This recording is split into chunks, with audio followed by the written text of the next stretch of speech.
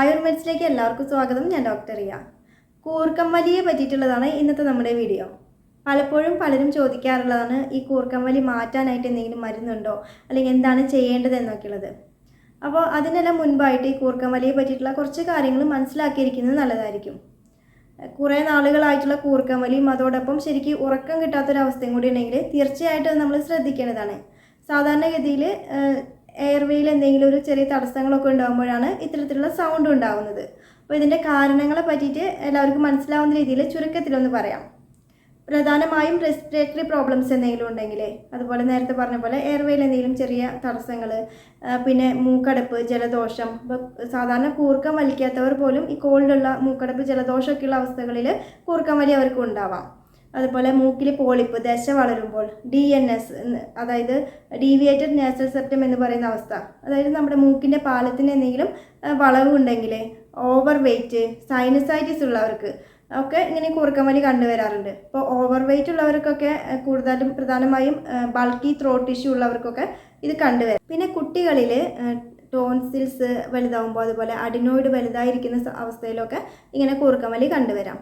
അപ്പോൾ ഇതിൽ പ്രധാനമായിട്ട് നമ്മൾ ശ്രദ്ധിക്കേണ്ട കാര്യം, കൂർക്കം വലിയുടെ കൂടെ ഒബ്സ്ട്രക്റ്റീവ് സ്ലീപ്പ് ആപ്നിയ എന്ന് പറയുന്ന ഒരു കണ്ടീഷൻ. ഇത് കുറച്ച് ഗൗരവമുള്ളൊരു കണ്ടീഷനാണ്. അതായത് ഉറക്കത്തിൽ പെട്ടെന്ന് ശ്വാസം നിന്ന് പോകുന്നൊരവസ്ഥ. അങ്ങനെ ഞെട്ടി എഴുന്നേൽക്കാം, ചിലരത് അറിയാതെയും പോവാം. അപ്പോൾ ഇങ്ങനെയുള്ള പ്രശ്നങ്ങൾ, ബുദ്ധിമുട്ടുകളുണ്ടെങ്കിൽ തീർച്ചയായിട്ടും ഒരു ഡോക്ടറെ കൺസൾട്ട് ചെയ്യേണ്ടതാണ്. അപ്പോൾ അത് കറക്റ്റ് ആക്കാനുള്ള പല സംവിധാനങ്ങളും ഉപകരണങ്ങളൊക്കെ ലഭ്യമാണ്. അപ്പോൾ അതനുസരിച്ച് ഒരു ഡോക്ടറുടെ നിർദ്ദേശപ്രകാരം ഡോക്ടറെ കൺസൾട്ട് ചെയ്യാണ് ഉത്തമം. അപ്പോൾ മറ്റു ബുദ്ധിമുട്ടുകളൊന്നും തന്നെ ഇല്ലാത്തവരാണെങ്കിൽ, ഓവർ വെയ്റ്റ് ഉള്ളവർ അത് കുറയ്ക്കാനായിട്ട് ശ്രദ്ധിക്കുക. എക്സസൈസൊക്കെ കറക്റ്റായ രീതിയിൽ ചെയ്യാം. പിന്നെ ആൽക്കഹോൾ, സ്മോക്കിംഗ് ഒക്കെ ഒഴിവാക്കുക. അത് പ്രത്യേകിച്ചും രാത്രി കിടക്കുന്നതിന് മുമ്പ് അത് ശീലമുള്ളവരുണ്ടാവാം. അപ്പോൾ അങ്ങനെയുള്ളത് ഒഴിവാക്കാം. പിന്നെ രാത്രി കിടക്കുന്നതിന് മുമ്പുള്ള ഭക്ഷണം എപ്പോഴും ഹെവി ആയിട്ട് കഴിക്കാതെ മിതമായ രീതിയിൽ, അതും ഒരുപാട് ഫ്രൈഡ് ആയിട്ടുള്ള ഐറ്റംസൊക്കെ ഒന്ന് ഒഴിവാക്കാനായിട്ട് ശ്രദ്ധിക്കാം. പിന്നെ മലർന്ന് കിടക്കുന്ന സമയത്ത് കൂർക്കം വലിയുടെ കൂടുന്നതായിട്ട് നമുക്ക് ശ്രദ്ധിച്ചാൽ അറിയാൻ കഴിയും. അപ്പോൾ അതുകൊണ്ട് തന്നെ സൈഡ് ചെരിഞ്ഞ് തല ഒന്ന് കുറച്ച് ഉയർത്തി വെച്ച് കിടക്കാനായിട്ട് നോക്കാം.